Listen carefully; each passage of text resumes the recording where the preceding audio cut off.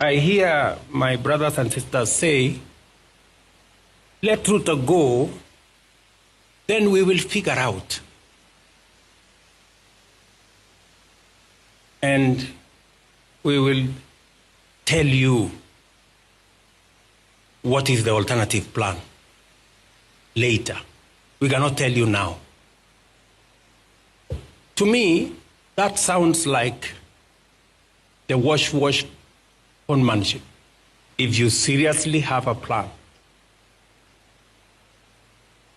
that does better on the economy than I have, that does better on health than I have, that does better on creating jobs than I have, that does better on education than I have, you should be bold enough to tell us. Ladies and gentlemen, welcome to MGR YouTube channel. The political clock is ticking and the time is flying in haze. 5 years has dashed away. We are only 2 years to the election date. Political arrangements and rearrangements are taking place. The organization are here and there. The political map is being drawn. And where are you as a Kenyan? Where are you as a voter? Are we going to wait until 2027 to make a decision? Or are we going to be caught up in the murky waters of confusion when the time for voting comes? But before we go there, allow me to do some few analysis on touching on the front runners, the aspirants, and those who have shown their interest for the highest office in the land, the office in the White House inside the Arboretum Forest. But before I do so, ladies and gentlemen, allow me to invite whoever is coming across our channel for the first time, that please, if this is your first time to see our videos, take a minute or two just to subscribe to our YouTube channel. And do not forget to click that notification bell so that anytime we do any video, YouTube will automatically let you know. And to our subscribers, we want to tell you that we are so grateful because if it wasn't you, we wouldn't be where we are at the moment. We have achieved what we achieved because of your effort. We are so grateful for that noble cause. Now, let me start with Okia Omtata.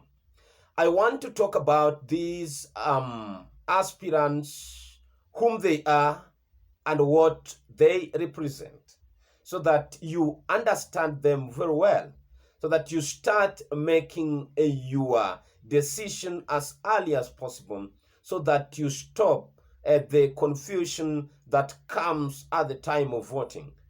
This time around, Kenyans will never vote based on the ethnic line or about some emotion. And I hope that the next election will be an election which decision will be made based on the ideas and issues on the table, not about our ethnic kingpins' decisions.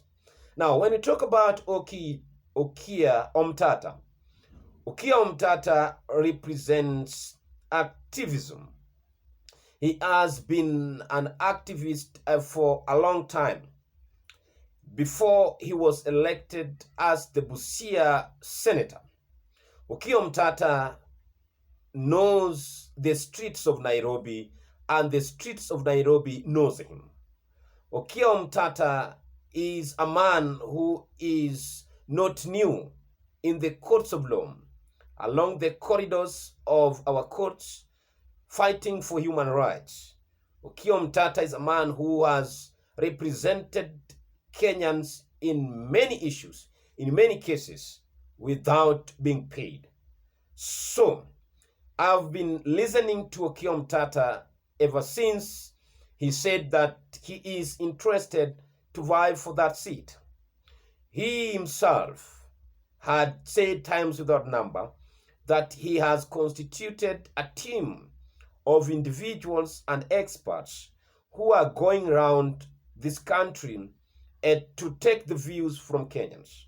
And they have done it around almost majority of the countries in this country.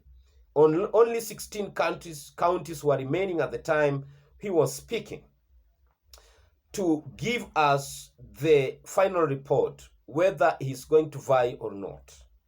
But even as that research is going on, we can clearly see what Okiya Omtatah wants to do for the people of Kenya, or where his aim is.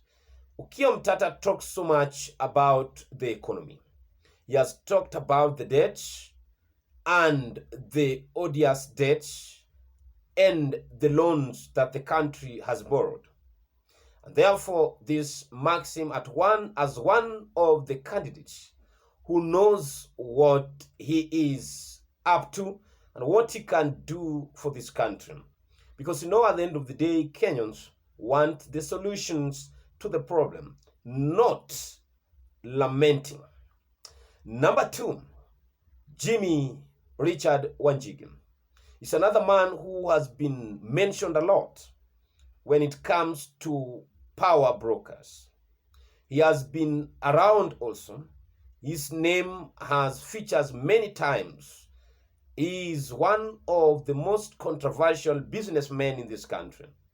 But in the political scene, he is known as a power broker.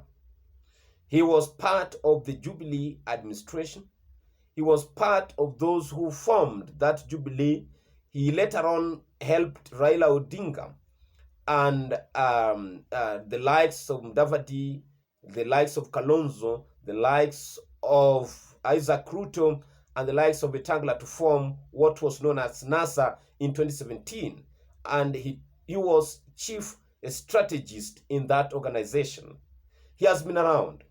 But this time around, last election, he tried to vie for presidency, but he couldn't pass the IBC verification because according to IBC, he didn't have the degree certificate which was required. But he said that this time around, he's fully prepared and he have what it takes to go to the State House.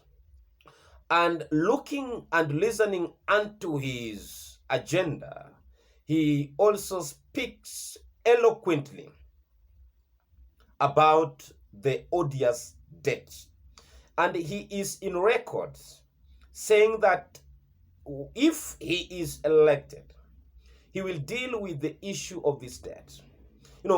Debt is one of the cancer that is ailing this country. The debt ceiling is almost 10 trillion. And it is said that we had hit that ceiling. And therefore, out of every 100 shillings that Kenyan collects, 7 shillings is going to paying off these debts, which leaves the government with 30 shillings only to manage and to run the affairs of this country. And that is why Kenya is in prison. Kenya is a slave of the World Bank, IMF, and the Western and Europe countries because we borrow too much to sustain ourselves. And that's why we can't feel the significance of any administration seeing development because we borrow to sustain our country. He has been so clear about how he's going to handle the issue of debts, whether they are just words as good as being said or as just words on paper. That is subject for another day. But up to the moment, I can say that he has a promise and his agenda is so promising and is problem solving to the people, to the challenges we face as a country. Number 3 among the top runners is David Kenani Maraga. David Maraga is a man who has been in the corridors of law. He has practiced law for over 40 years in this country. Finally, he retired as the Chief Justice of the Republic of Kenya. And right now, he has thrown in heart into the arena of politics with the aim of going for the top seat. He has made his agenda very clear. that he wants to ensure that he govern a country where the rule of law is followed. He wants to preside over a state where law is the order of the day and everything happens within the rule of law. And looking at it, rule of law, and a man is governed by law. A man cannot live without the law. And if the law is exercised properly and followed properly, and justice is served in time and to those who deserve justice, everything will fall in place. It means the corrupt will be jailed, and therefore will start to cure the disease of corruption in which we have said to have consumed this country for a long time. It has hindered development. It has hindered democracy. It has hindered justice because everything is corrupt. So David Kenani Maraga represents the rule of law. Number 4, Fred Matiang'i.